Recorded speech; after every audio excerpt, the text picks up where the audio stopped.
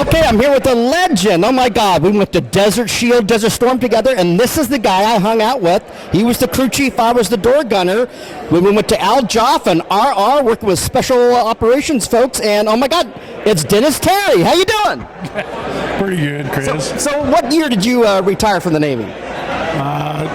1999. 99. And we came back from Desert Storm. It was March of 1991. And so 99 you retired, and that was at HCS-5? VR-61. All right. So so this is the story we need to know. All right, so tell me the story. When did you join the Navy? December the 29th, 1974. And where? I was 21. You went to boot camp where?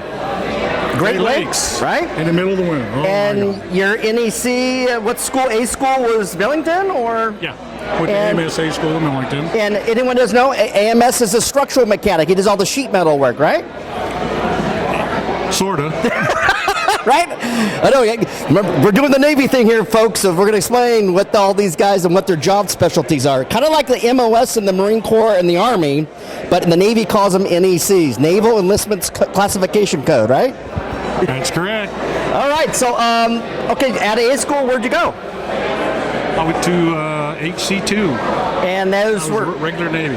Regular Navy. And HC-2 were H2s, H3s? H3s. H3s. And if you guys don't know what the H3 is, that's currently still in service by the Marine Corps flying the President of the United States, right? It's a VH model. It's nothing like you flew in, yeah. And what carrier did you go on? The USS Franklin D. Roosevelt, CVA 42. Wow. I was on that deck, but I never made a cruise on that ship. But I did the USS LaSalle to Bahrain for Rear Admiral Crow. Like you said, flying the VIP. Yeah. And USS Albany, 6th Fleet. Wow. Got a guy to Italy. And you did how many years in the regular? Before you went into the became a TAR, how many years did you do? 4. 4 years. And then did you roll right into the reserves after that? Or was there a gap? Or 30 days. 30 days. And then you rolled into, was it HC-9? HC-9. HC-9. Now, anyone knows those are the Fighting Ever Ready guys. They do combat search and rescue. And you guys kind of replaced HC-7, right? That's correct. Right? And if you guys didn't know, those, well, they were currently towards the end of their service, they're all painted dark green. It wasn't really even OD green, it was dark green. Well, it was OD green, but the Navy has a lot of different deviations of green. You wash them all, and it fades the paint, you gotta repaint them, it never comes out right. You gotta love Dennis Terry, what a riot he is. Okay, so you went to HC-9, and how many years did you do there? 6.5. All right, and then... I was at 8215 search and rescue swimmer. All right, he's a wet crewman, folks, so he went to wet crewman school. I did that when I was regular Navy, HC-2. Wow. In Jacksonville. Wow. Now, did you run into Mike Lambert before all this? No. Or you never saw Mike until you came to Hal-5 then, right? No, HC-9. Oh, HC-9. Okay, guys, I'm getting a little ahead of myself here, but wow. Okay, so tell me, how did you leave HC-9 and join Hal-5? How did that happen? Well, Bill Thayer came from Hal-4 and was going to go to HC-9, which he did, and I was supposed to go to Hal-4 on the East Coast. You were going to flop. We were going to flop. Yeah. Something came up and they needed somebody in 5, so they sent me to 5. And you had no Huey experience whatsoever. Oh, none. Helicopter's a helicopter. I mean, he's going from a beautiful, huge, beautiful, elaborate helicopter with an APU to a single-engine helicopter. What were you thinking? H3s didn't have APUs. Oh, they did? No. Oh, sorry. Uh-oh. And they were maintenance intensive. The Hueys were a pleasure. Yes. All right, so you arrived at Hal-5, and what year was that? August of 85. 85. Yeah. And you were first class by then? Yes. And I made chief after, when they were during the transition. Yeah. In the 88, they separated. Correct. And I was working in quality assurance. That's the year I made. He made Chief Petty Officer. Next thing we know, when did you go to SEER school? I did that when I was in the regular Navy in And that was at Warner Springs? Where? No. Where? That was at Rangeley, up in Bangor. Right. I mean, did the Navy even have serious? So, Oh yeah. So I got 9 days. I got cold weather training.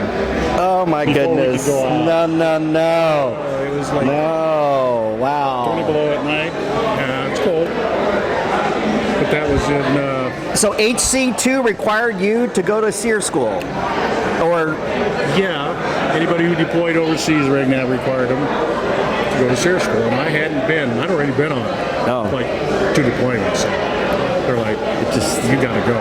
it's you can only After I've been down to North Island with HC-1, Yeah. teaching them torpedo recoveries. right on with those baskets. Yeah. You know, HC-2. That's all unclassified. We can talk about that. Yeah. It's all cool. So that's, you know, they Pitching did- stuff, man. I got sent that, and right after that, they sent me to SEER school, and I'm like, so, you know, I kind of bounce around. Wow. But then after Desert Storm, as you know, Yes. we, half of us got orders, the old guys. Half of us got orders, and they sent me to VR 61. Wait, a lot of the old time, what are the VR are C9s? Right. Nice, it's equivalent to a 727. Had a ramp in the back, right? Isn't that the one that DB Cooper jumped out of? Was a 727, right? He came down the ramp with the parachute, and same thing as the C9. Cool. That was in San Diego. The VR unit. Whidbey Island. Oh, Whidbey Island. I wasn't even aware there was a VR squadron there. And you did that till when? I did that from when I got there at the end of, I think it was September of 91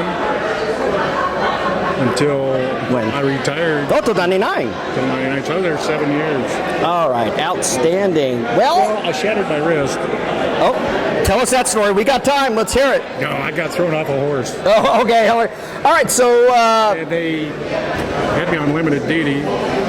Unfortunately for me, the Army did the surgery at Fort Lewis, or McCourt, or Fort Lewis. Yeah, okay. Madigan Army Hospital. yes. And there was a hand specialist and the doctor that was teaching. Which hand? Which hand? Oh, there, I see the scars. Oh, oh man. They said, "Oh, you'd be on limited duty." You did for that a on year." active duty, and the Yeah. VA give you any money for that? Yeah. Of course, the VA give you money. for retained hardware. All right. So what? All right. So you retired in '99, and my understanding you still live in the state of Washington. Yep. Yep. Still live in the same place I bought in '93. Oh my goodness. Wow. Took up shoeing horses. See? in the farrier.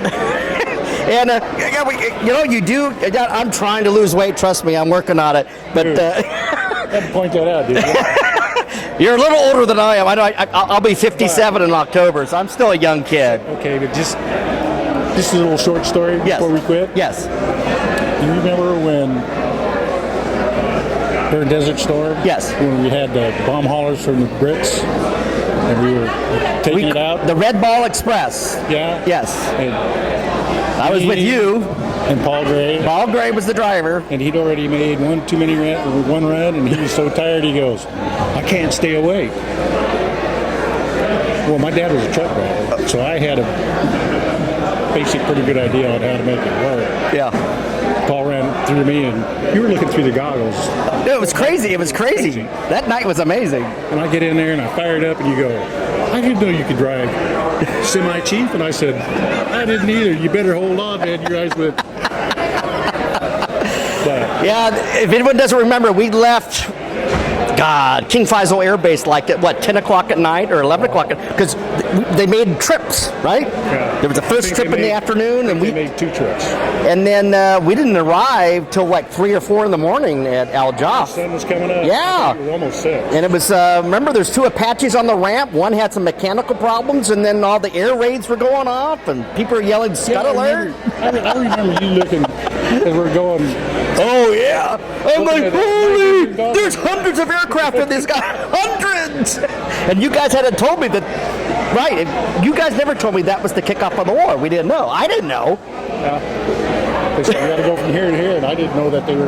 This was the war. We're kicking off. That midnight became Desert Storm, Desert Shield to Desert Storm. Yep. And that was January 17th, 1991. And you were my my crewman for most of it. Yeah, with Bob Lee and Vaughn. What was Vaughn's first? No, not Vaughn. Yeah, it was Vaughn, right? Yeah. But it was actually with Who else?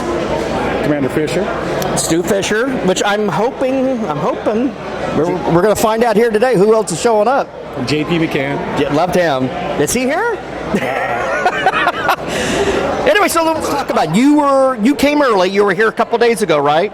When did you show up? Thursday. Thursday. You went to the iBar. Yeah. On Coronado, a well-known bar from the movie Top Gun. I know, ridiculous, right? And you went to the ceremony in the hangar at HC-85. And we saw that. I saw that live on Facebook. So it's good turnout? Great turnout. All right. And so here's a question for me. I haven't got the answer yet. What's going to become of those crew, of the personnel and the aircraft? I have absolutely no idea. So the aircraft are going to the fleet. So they're tar and cell res. What happens to them? Where do they go? Well, the speakers, they were there. You know, the big guys in charge. Yeah. They said the aircraft are going to go to an active duty squadron in the fleet. Okay. Where everybody But what else about goes, all the other guys? Absolutely no idea. I mean, that should be a concern, especially if you're a tar. I would think it would be a concern. Well, I'm sure they've got something figured out. Okay. And then the cell I've been res. retired 23 years. I don't know. I know. Well, that's what, I know. Shit. I haven't seen you. It's been 30 years I haven't seen you. At least. Because I left, I got out of HCS-5 February of 1993. Yeah. Did you go to the Hal-5 reunion in Las Vegas? No, but I went to the one at 2017 at Camarillo. Yeah. All right. Well, it's good seeing you. Good seeing you. And we're going to get some other guys over here. And